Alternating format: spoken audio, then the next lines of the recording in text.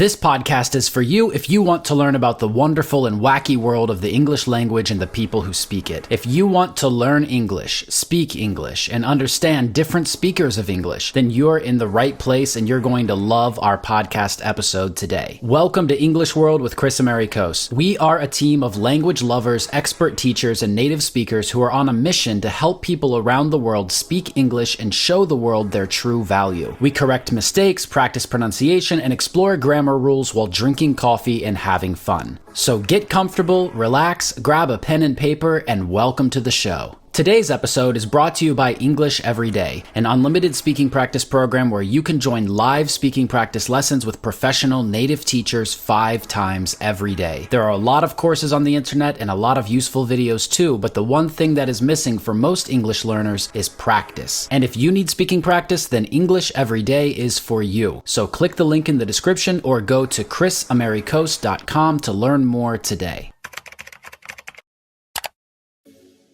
All right. Today we have Richard with us. And Richard, tell us a little bit about how you got started with teaching and YouTube.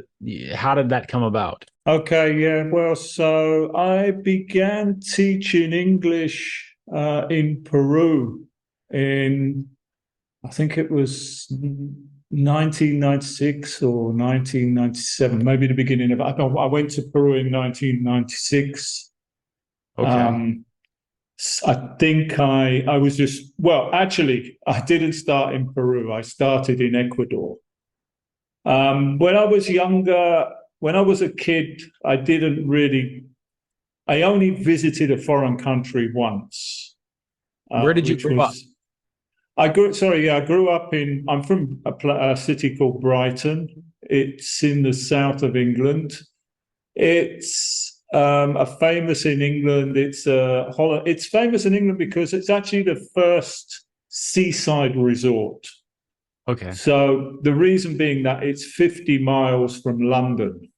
So until the 18th century, this place was a little village on the south coast of Britain. And then at some point there was a king, I can't remember his name, which king it was. I think it was King George or something. There's so many Georges that I don't remember which George it was.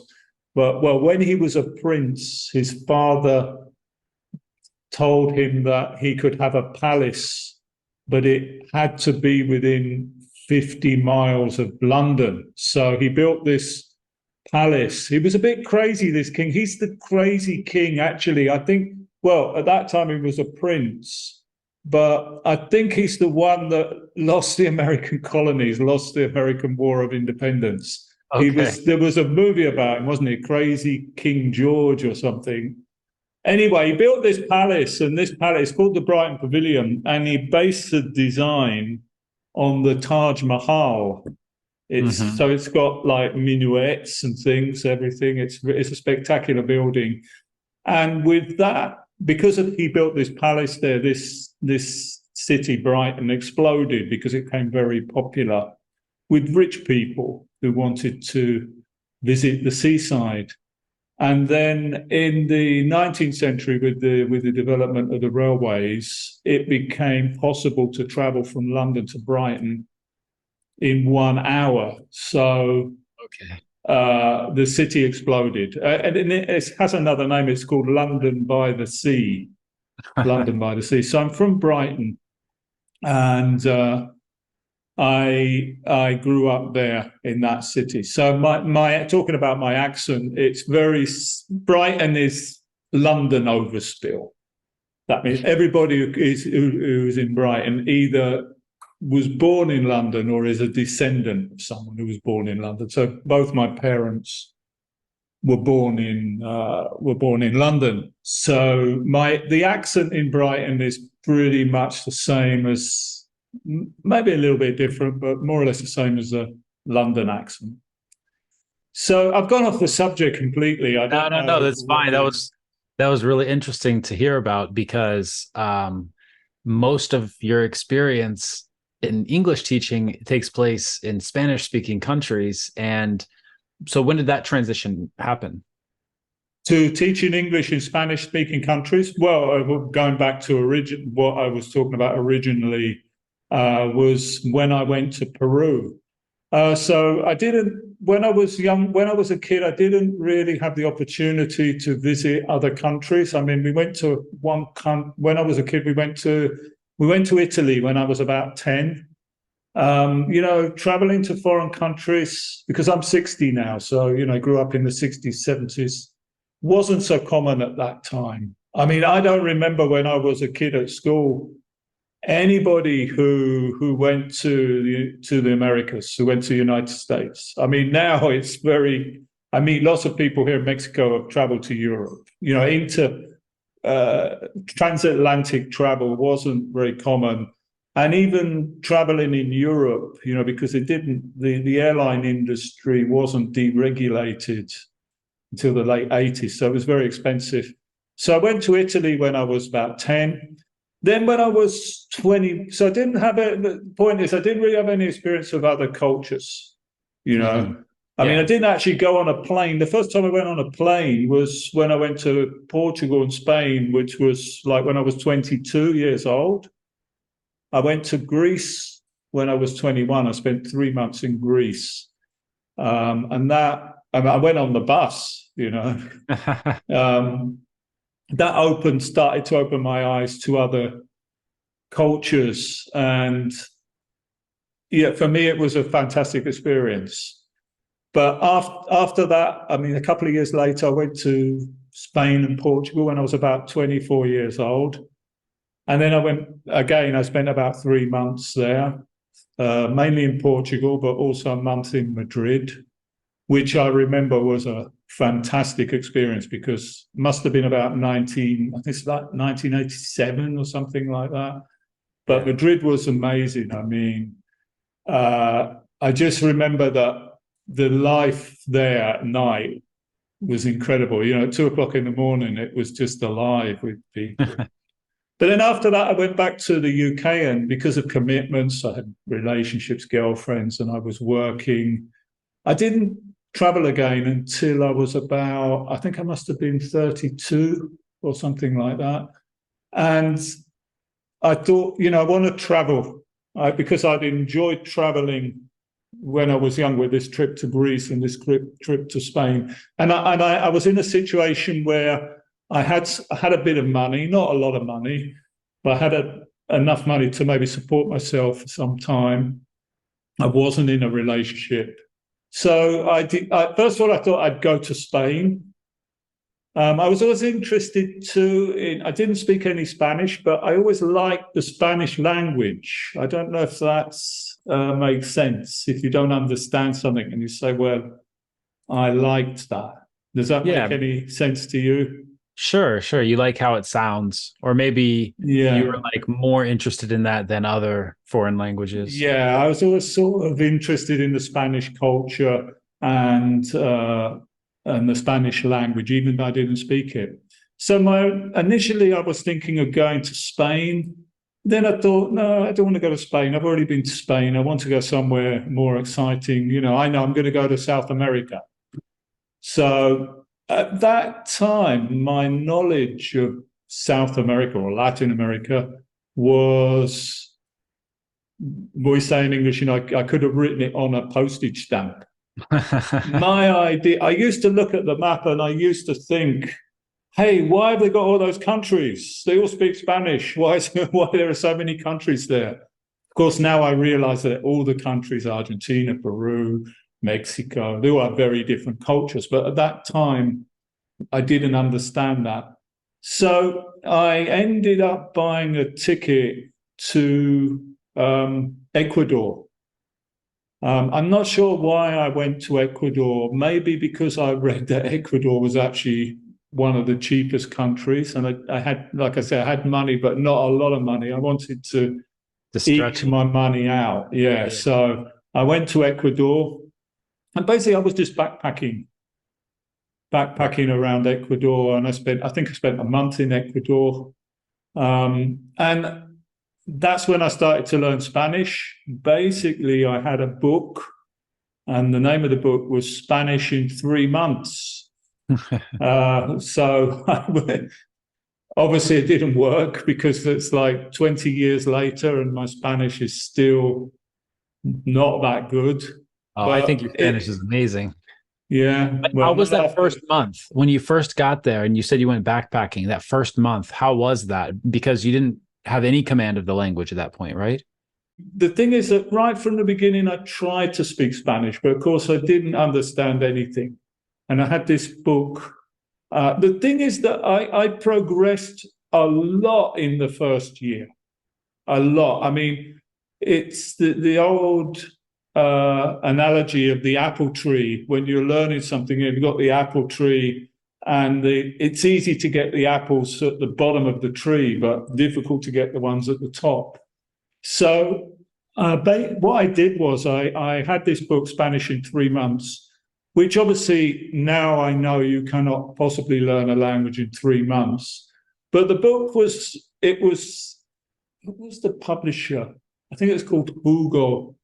Remember, this was sort of like pre-internet too, because it was 1996. So the internet was just, I mean, it was just becoming available, the internet. No GPS when you're backpacking. No GPS. No, I didn't have, they didn't, when I arrived in Ecuador and Peru, they didn't have internet. It actually became available more or less to the public the same year that I was there.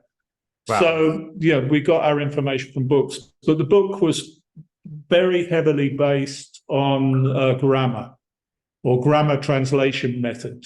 Mm-hmm. So it was showing you that this is the present simple tense in English, this is the present simple tense in Spanish, this is the past simple in English, etc. So it was very robotic. Yeah, it was the traditional methodology of teaching English. Okay, so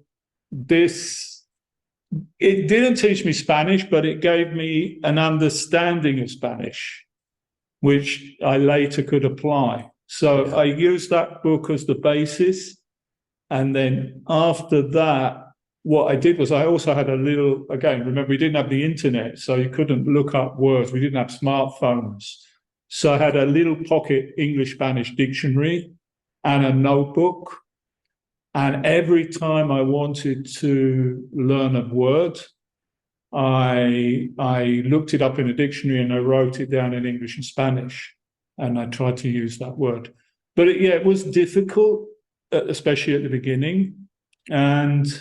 But like I said, I progressed very rapidly with being able to express myself, but not so rapidly with being able to understand other people, which sometimes even today is difficult. Listening has always been my weakness with foreign languages. And let me tell you something else. I mean, when I was at school, the first thing is that most people in Britain don't speak another language, or at least most people of my generation. I don't know anybody who speaks another language in England. So when we were at school, we did have French for quite a few years. Mm-hmm. But I don't speak any French. I mean, French was my worst subject. Foreign language was my worst subject. I remember being in the French class and the teacher saying, this is masculine and this is feminine. And what are you talking about? What do you mean it's masculine and feminine? I couldn't even understand the concept. Yeah, I remember in school when I was learning foreign languages, the same thing. I looked under the table and I was like, I don't see anything. Yeah. That's what it was for me. Because, in school, the same thing. I studied a bunch of languages, but then I didn't have any application of them. So, I studied Spanish for 3 years. I studied Italian for 3 years. I studied Latin for 1 year. I studied French for 1 year. And the result of all of that was I couldn't speak any of them. Yeah, it's like anything, though, isn't it? If you don't use, it's like I learned how to multiply fractions at school, but haven't used it, and I can't remember how to do it. Yeah.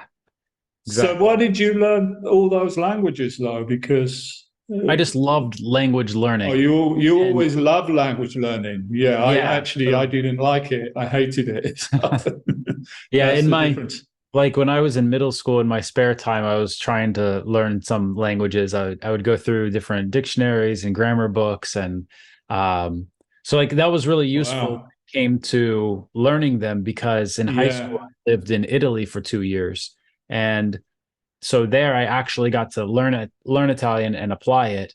But then I didn't speak it for so long. So like right now, I don't even remember any of the basics. If someone says a few words, I might be able to understand them, but Yeah, I always have that fear that if I left Mexico or, for example, currently I live with my girlfriend and she speaks English, but I don't want to speak to her in English because she's really the only person that I speak to in Spanish. And I think, no, I'm just going to forget it. I'm going to forget it. But I yeah, think too, I think what you're saying too is that there's another idea, and that is that you don't really learn another language in the same sense that you learn mathematics or yeah, geography. You actually have to acquire a language. That's exactly. not to say that you should throw all your grammar books away, because, as I've said, those are useful. But at the end of the day, if you don't use it, if you don't practice it in a meaningful, communicative way, then it's not going to do you any good learning all the grammar, Yeah, that's learning all the grammar rules. super important for people to hear. That's thanks because a lot of people forget the acquisition of the language part. And like you Yeah, gave this great example of using the book, even though it might not be the best resource or whatever, what we can make whatever judgment about that, but it was a stepping stone in you acquiring the language. And so yeah, people can use whatever resources they have, and there's so many today, right? yeah. And today they've got a lot of advantages with the internet. You've got everything on the internet. And I mean, coming back to that, back in, for example, in your case in the USA, probably you're more exposed, I don't know in the past, but certainly now, to the Spanish language. Yeah. But in Britain, I mean, there was like zero exposition to the Spanish language, or sorry, zero exposure, I should say, to the Spanish language. I mean, we could get. I remember you could tune into some radio stations, and the only thing you got was like Spanish commentary on football matches, or Yeah. Yeah. soccer matches, as you say in the US. Yeah. Yeah, Yeah. so, and in my case, I had to learn everything. I mean, you are telling me that you learned Latin, Italian, so you had an idea, for example, about the way you change the verb inflections Oh, to yeah. according to the per. I didn't even know anything about that, Yeah. because Yeah. in English it's I go, you go, we go, and boy bass, and in Spanish it's what's going on. Didn't Yeah. had to learn all that, you know. That's so true. When you learn the first foreign language or when you study the first foreign language, you start to learn all those concepts that apply to your own first language. So you learn your first language even better and deeper. And Yeah, then you can apply those basics to pretty much any other language that you see or want to interact with. It's really a cool skill that you get with the first language that you study or learn. yeah. So, yeah, well, moving on, I mean, carrying on with my story, because I'll come to how I started to teach English, because that actually sort of follows on from what you're saying. Yeah. So I went to, Ecuador as a backpacker. I spent a month going around Ecuador, and then I went to Peru. Traveled around Peru. I went to Bolivia. I traveled around Bolivia. I went to Chile. Traveled a bit around Chile. And then I came back to Peru, and I came back to Arequipa. And there I met my first wife. I actually ended up getting married in Peru. Wow. So I decided that I wanted to stay in Peru. I mean, I really liked it there. But the problem was the economy. The economy was very, very bad. So I opened this shop. I had a little shop selling like souvenirs, and the business wasn't very good. And one day somebody came in the shop and they said, "Would you like to teach English?" And I said, "No, no, no, I don't want to teach English. I don't know anything about teaching English." And they said, "No, it's no problem. It's you go to an insurance company, and it's just conversation classes." Mm-hmm. So I said, well, okay, I'll give it a try. So that's basically how I started teaching English. Cool. So I just went to and they were advanced students. So I just used to go down there and we just used to read some news article and talk about it. And that was it. Yeah. But then later on, the shop that I had didn't work out. So I got another job teaching English. And this is coming back to what you were saying about the grammar, how you learn about the grammar. And in that, it was more of a structured. I got a job in a school, not a school, sorry, a language school, teaching English in Arequipa. Actually, it was what was it called? It was called the Institute, North American Peruvian Institute or something like that. It's quite big in Peru. Well, anyway, they said, okay, there you go. You're teaching intermediate students. And they gave me the book. So I went in the class and started the class, and we came to present perfect. And what is present perfect? I didn't know what it was. I had no idea what the present perfect was. Obviously, as a native speaker, you know where you use the present perfect, and you intrinsically know the rules for using the present perfect and how to form the present perfect.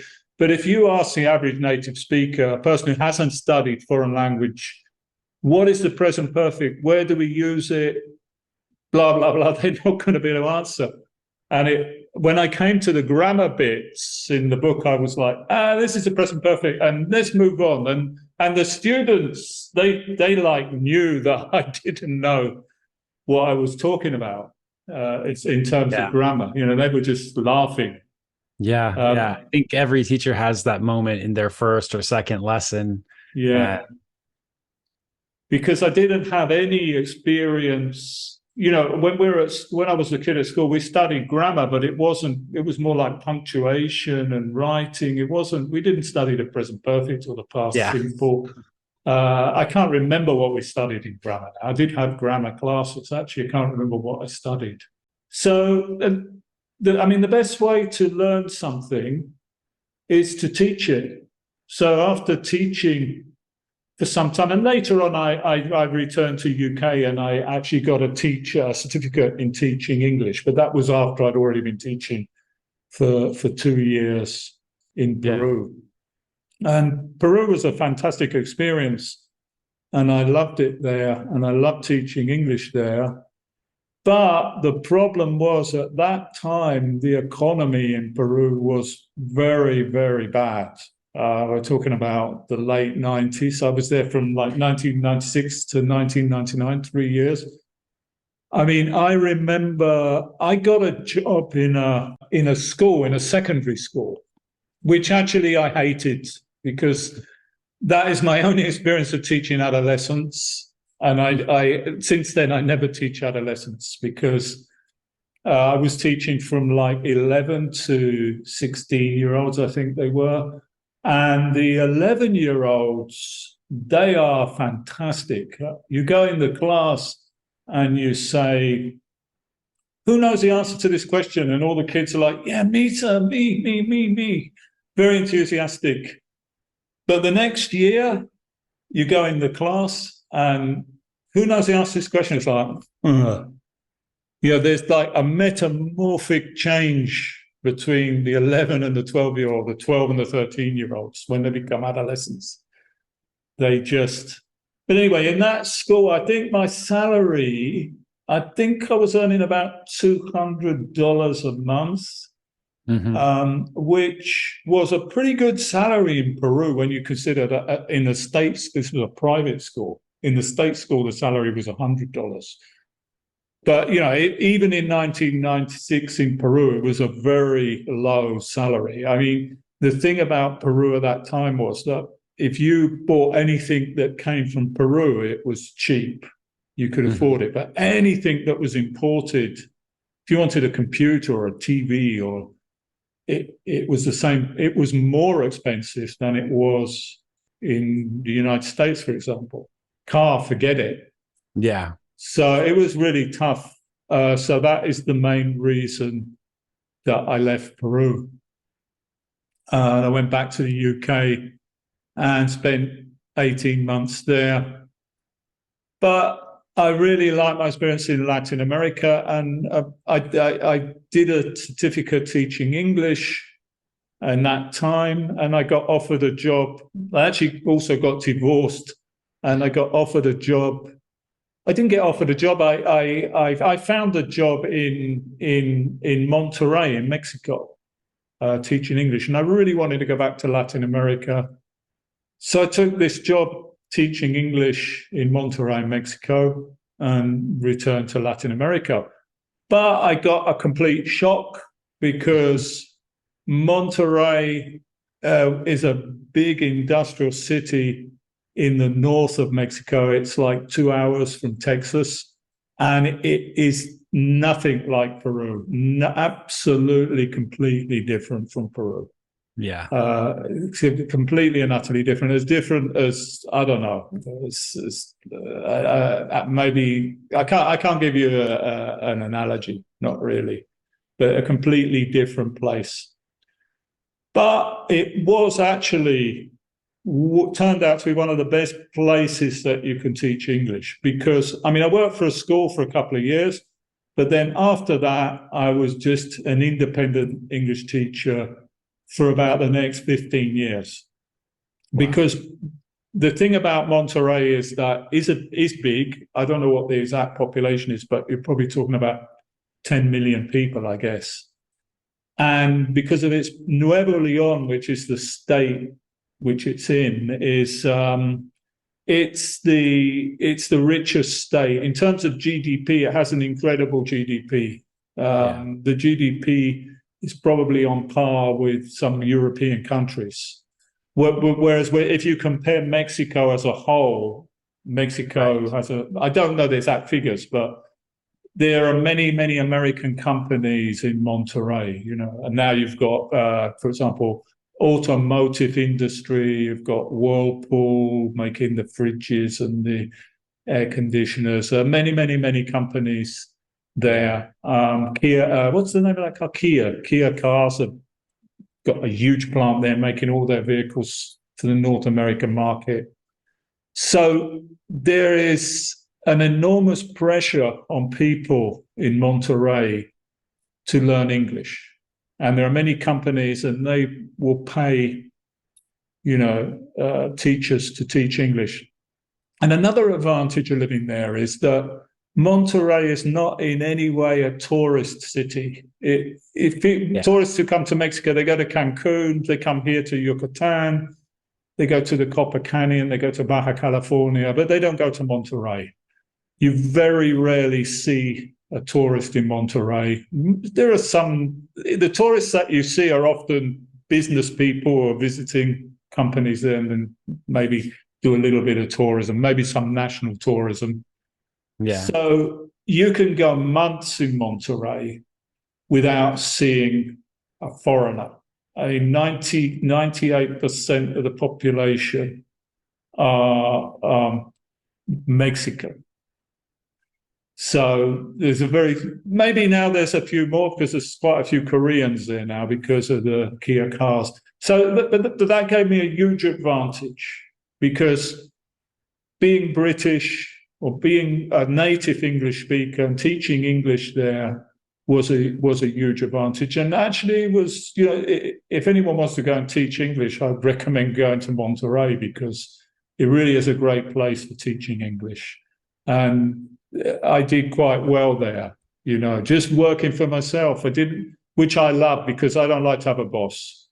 So I just 15 years just doing my classes. I had a web page, and I got all my clients like that. I work with many people, executives, people from all walks of life, really interesting people, doctors, marketing executives, any profession, lawyers, any profession. It's amazing who you can meet as an English teacher.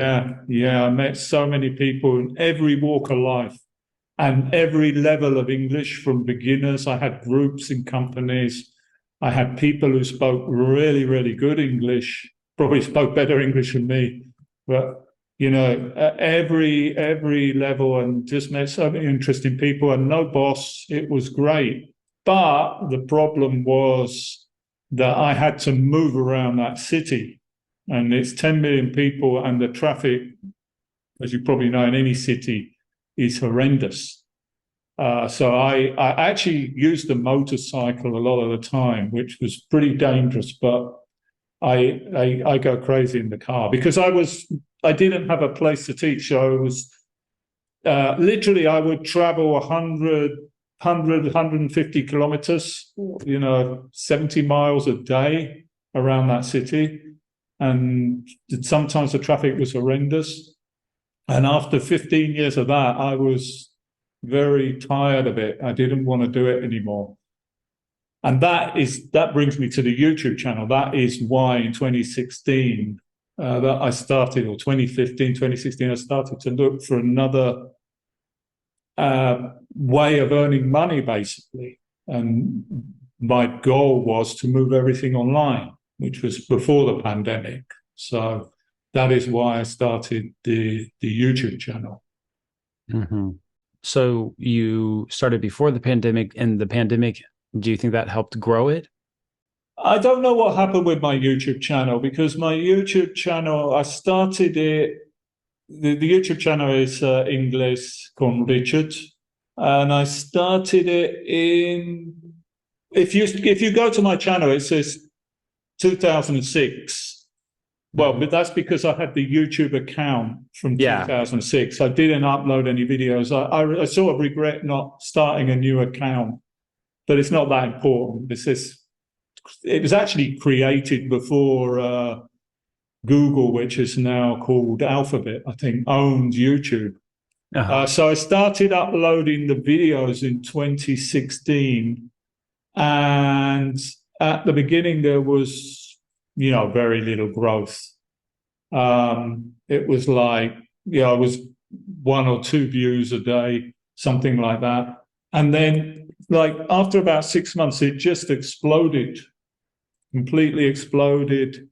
And it went from getting like 10 views a week to getting like 600 views, maybe 1,000 views an hour. Wow. And yeah, it really exploded.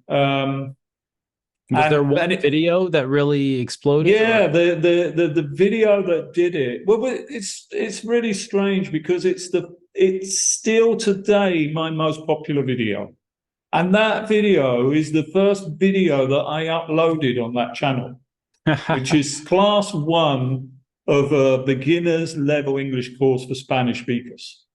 It's still I've never been able to repeat the success of that video. In fact, my whole YouTube channel is based on that video and that course, which is 12 classes. Wow. Every other video, I mean, I've had some limited successes, but that is the main one. That was the one that took off, and it just exploded, and it went up and up and up and up and up, and it kept growing at an incredible rate until 2018, and then since 2018 the views have just gone down and down and down and down. So coming back to your question, did the pandemic help? No, I don't think it did, because it did initially, because there was a blip in like March, when was it, 2020, wasn't it, when suddenly everybody was at home, I've got to learn English, and they were all on YouTube, and it blipped. But then after that the process went down. But then I think a lot of other people came on YouTube, and there's just so much competition, so many people doing it. Yeah. I mean, there were already a lot of people doing it when I started in 2016, but now it's like even more people. I mean, I actually don't I don't go on there and see how many people are doing it, because I try and avoid that scenario of looking at other YouTubers. I mean, I do notice them. I think a lot of people who look at your channel, though, they'd see that, you have over 200,000 subscribers right now, and that's a big channel, and that's a successful channel. And so they'd, I think it'll be for people to hear how you got there. This one video really drove a lot of the growth. there was only that video really that drove the growth. Yeah. Any other video, I've got hundreds of videos on there now, and most of them haven't been very successful. Talking about subscribers, I mean, the YouTube subscriber thing for me is sort of like meaningless in a way. For me, I've always been about views. I think YouTube. I mean, I don't know what your experience is with the subscribers. Do you have how do you feel about the subscribers? For the longest time, I didn't care. And then I started to look at it more as like a status kind of thing, you know? So it's like the big number that people are trying to get on their channel, and YouTube kind of rewards that in their own way. And so I look at it from that point of view. But yeah, as far as like the actual number, to me, it really doesn't matter, because we drove most of our growth through ads promoting our product. So most people who are subscribers of our channel, like more than half of them came from ads. They saw an ad and then they checked out the channel, they subscribed. Okay, so, you were, what was that, Google ads or Facebook ads or? The ones that mostly drove those subscribers were YouTube ads. Okay. Yeah, wherever you advertise, then that platform will grow. Like we do a lot on Facebook, and so there we're at like 600, 700,000 followers of that page that we run the ads through. So wherever you run the ads, then that thing just grows because of that too. Okay. Yeah, I mean, to be honest with you, I might have a few little ad campaigns, but not really. Nearly all my growth comes from YouTube, actually. But yeah, talking about the subscribers, I think at the beginning, probably because at the beginning I was probably looking, wow, 10 subscribers, oh, wow, 100 subscribers, 1,000 subscribers. But then when the channel really exploded, it came to the point where I was literally getting hundreds of subscribers every day. And let me say something. I'm not one of these people who say, hey, like and subscribe. I don't do that. I've got on my channel, because my view was, I only want people to subscribe that want to subscribe, because they like the video. So the only thing I did was I put like a little overlay that appears in all my videos, which has like a little thing that you can click on to subscribe. Yeah. That's the only thing I did. I never said like and subscribe. I was watching a guy the other day, and he was another channel that I watch, not related to English, but this guy was every day on his videos, subscribe to my channel. I've nearly got 100,000 subscribers. I need 100,000 subscribers. And I was like, why do you want 100,000 subscribers? What do you think is going to happen? The thing is that earlier on, I probably was interested in the subscribers because I thought, if I had 200, right now I think I have like 280,000 subscribers. And I would have thought, if you'd asked me 5 years ago, you're going to have if you told me 5 years ago, hey, Richard, you're going to have 280,000 subscribers, I thought, wow, that's it. My life is set up, because any video that I publish is going to get 280,000 views. But no, it doesn't work. I don't know maybe 10 years ago, the YouTube subscriber count meant something. But today, let me tell you, I can put a video up there now and it'll get 200 views. I've got 280,000 subscribers. I mean, first of all, they added the bell notification thing. So just subscribing now is meaningless. My bell notifications, I mean, in the statistics, it tells you the percentage of, I don't know what that statistic is off the top of my head, but it tells you how many of your subscribers actually hit the bell. Yeah. And mine is, and it tells you the normal range, and mine is at the top end of the range. I mean, which means that more than average of my subscribers actually hit the bell, but still they don't watch the videos. So, the percentage of people who watch my videos, the subscribers, is 1%. So it's pretty meaningless now, I think, in 2020. 3 or whatever we're in. Well, I think reaching 100,000 is just about getting this thing. I didn't get mine. Come on. You just have to go to a special page and request it. Yeah. I thought they like sent you a link, and they probably did, but it probably just got lost in spam or whatever, you know. So yeah, I didn't. Google it. I never got my. What is it's like a plaque or something, isn't it? Yeah. So if you Google it, you can find the page and you can request it. Yeah, I mean, to be honest with you, I'm not. So maybe I should, because it is an achievement, I guess. Yeah. Pat yourself on the back, you know. Yeah, and it doesn't cost you anything, so they pay for the shipping and everything. So yeah, maybe I should look into it. But I think, yeah, the subscribers, I think it's broken. You know, I'm more interested in views than subscribers, and they're not that good at the moment. And recently, I actually started another channel because I wanted to. I mean, at the beginning, I put my channel was English for Spanish speakers. You know, it's Inglés Con Richard. The channel is in Spanish. And the reason that I did that was, I guess, because I was living in Mexico for 20 years and surrounded by Spanish speakers. And I was already teaching Spanish speakers. And additionally, I thought it would be an advantage being bilingual to teach Spanish speakers. Probably it wasn't, because there are many, many, many bilingual people, but that was the idea that I had. You know, especially in the United States now, there are many people who are, you know, 100% bilingual, speak perfect Spanish and perfect English. So probably it wasn't an advantage.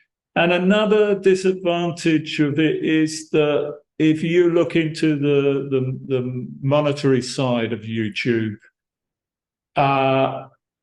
if your audience is in the United States, for example, you earn a lot more from the revenue than you do in Bolivia or Ecuador. I mean, every country, if I had the views that I had, if my main audience is probably Mexico and Spain are my two main countries, but, you know, Latin America and the US, there's a lot of Spanish speakers in the US who don't speak English, and I've actually had some of those people as private students. But if you look at the statistics, you see that every country, the rate that you earn on YouTube is different. For example, the best place to have views is in the US. Right. And then second would be Europe. Colombia, Peru, the earnings from videos in those countries is not so high. So that's a disadvantage. So recently I did actually start another channel, which is English with Richard, which I'm trying to do, advanced English classes. Because my audience too, I seem to be repeating the same things, because my audience mainly are beginners. Not all of them, but this is the main part of my audience, is people who are attracted to my channel because of my beginner level course. Right. And I keep repeating the same subjects. After 6 or 7 years that I've been doing it, you just keep repeating the same subjects over and over again. And it gets a bit tedious, you know. So, because when I was in Monterey, like I told you before, I was teaching all levels and business English and everything. So the other channel, actually, there I am looking at the subscribers, because now on YouTube, you know, you need 1,000 subscribers to monetize it, which wasn't the case in the past. It was as soon as you started to get certain amount of views, you were monetized from the beginning, I think, but you didn't earn anything. They didn't pay out until you got a certain amount of views. It was a threshold. I think it's $100 or something like that. Yeah. So on the other channel, I think I got like 900 subscribers, and I'm backing. I need another 100, you know, something like that. But even then, it's not going to work, because you need a certain amount of view time. So that other channel is like really small at the moment. But maybe in the future I will concentrate more on that, because I think like finished everything on the other one. I mean, I'm still doing the odd live class. Yeah, that makes sense. Well, I think that your first channel attracted exactly the audience that you made the content for, right? Yeah, And that's true. did Yeah. did a really good job of that. How would you describe, the teaching English as a foreign language community on YouTube as a whole? Like, is it a positive place to be making this content, or, how do you feel about that? Is it a positive place to make? Yeah, I think YouTube for me has been a positive experience. I mean, I've tried on other platforms, Facebook, for example. If you want to do anything on Facebook, if you want to produce content on Facebook, you have to pay Mark Zuckerberg. You're making the content, you have to pay him. On YouTube, I've made money on YouTube. YouTube, TikTok, I put videos on TikTok. You can get thousands of views on TikTok. You're not going to earn any money, and the videos are shorter. So I think, yeah, as a platform, YouTube is number one for this type of teaching English. Mm-hmm. But is your question about the quality of the I guess English? the community of teachers, the community of content creators, the people who are doing this. Do you personally feel part of a community of teachers? I think that, what drew me to you is that you have a channel, an established channel, and that you have content there in a certain niche, right, on a certain topic. And so I think that maybe you don't consider yourself part of that community, but you take a lot of the same behaviors that the other people take as far as publishing and, trying to grow, like similar goals that people are pursuing in the same area. You know what I mean? Yeah. So, I mean, actually, you're the first other YouTube teacher that I've ever met. So that's cool. what I meant. I like being. High five.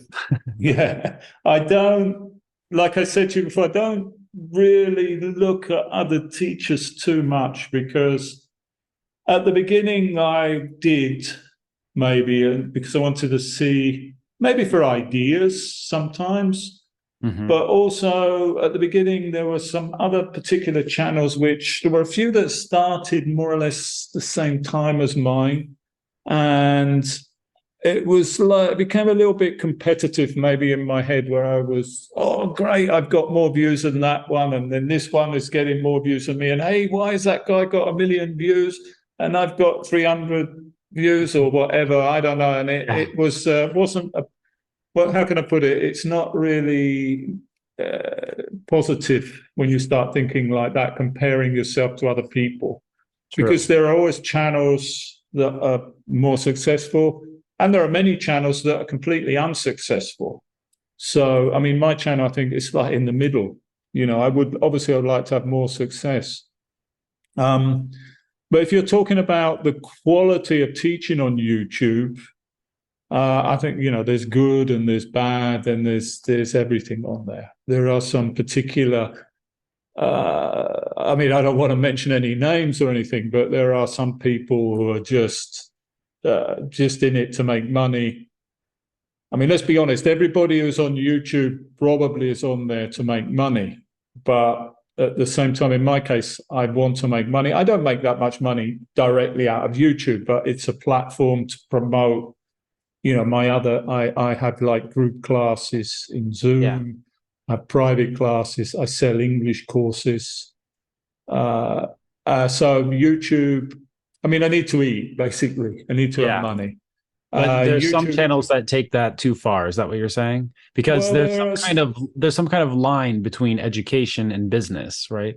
Yeah. I mean, I'm also like what I do, and I'm happy to provide, because like I said, I lived in Latin America for a long time.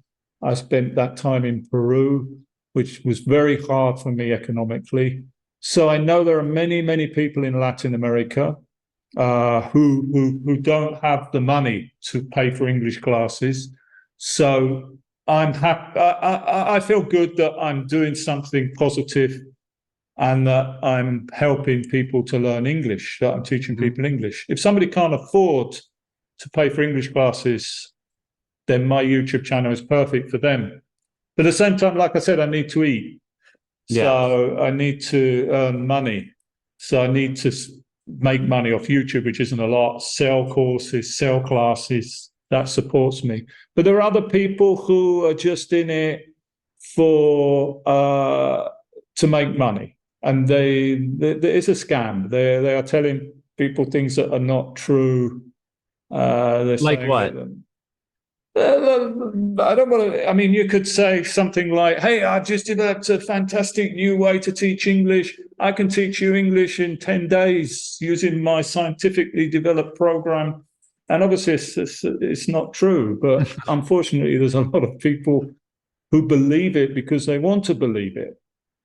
I mean, I would say to anyone, be very wary of anybody who is going to tell you that they have a scientifically proven way that you can learn English 10 times quicker than anybody else or something like that, because it's not true. I mean, the language this is a multi-million, maybe a multi-billion-dollar industry.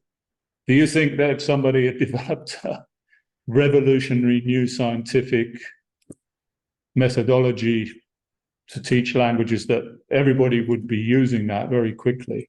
So, yeah, but there are good and there are bad. So there's some very, very good teachers on YouTube. You've got to look at it from the point of view. I mean, if I wanted to learn Chinese, for example, would I use YouTube?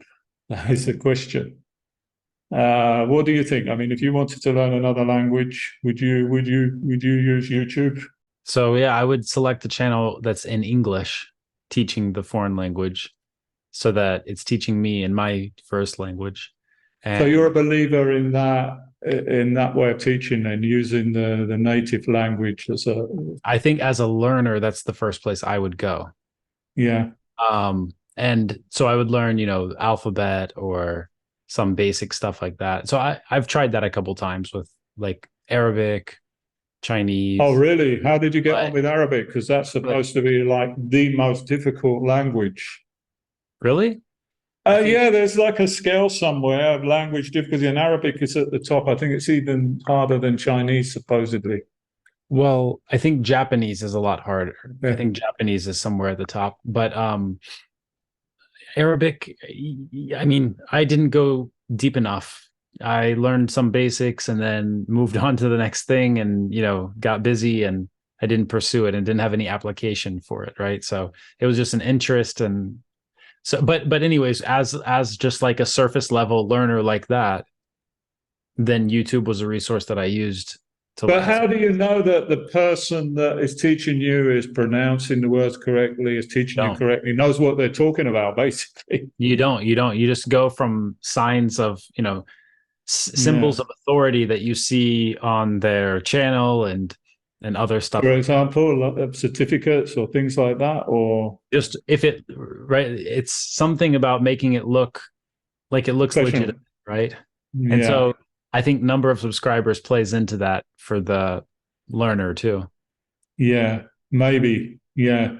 I mean, I think maybe the best advice would be to not just use one particular source, maybe use a variety of sources, and then you might find the ones that are saying something different or pronouncing a word differently from the rest. That would be an indication that it wasn't legit, so to speak. Absolutely. Well, Richard, thank you so much for taking the time to have this chat with me today. Can you tell everybody where they can find you? Yeah, sure. So you can visit my website, which is inglesconrichard.com. That's in Spanish. So I've got courses there. I've got Zoom group classes, Zoom. Or you can visit my YouTube channel, Inglés Con Richard. Or you can visit my new English channel, which doesn't have many videos on, which is in English, which is English with Richard. Awesome. And we'll put all the links under the video, under the episode, so that you can find Richard after finishing this video. Okay. Thanks a lot, Kris. Thank Nice you. talking to you. Thank you for tuning in to English World with Kris Amerikos. Now, it's your turn. Don't just listen to English, speak English with us every day. Join our English Everyday speaking program today. See you in the next episode. Bye-bye.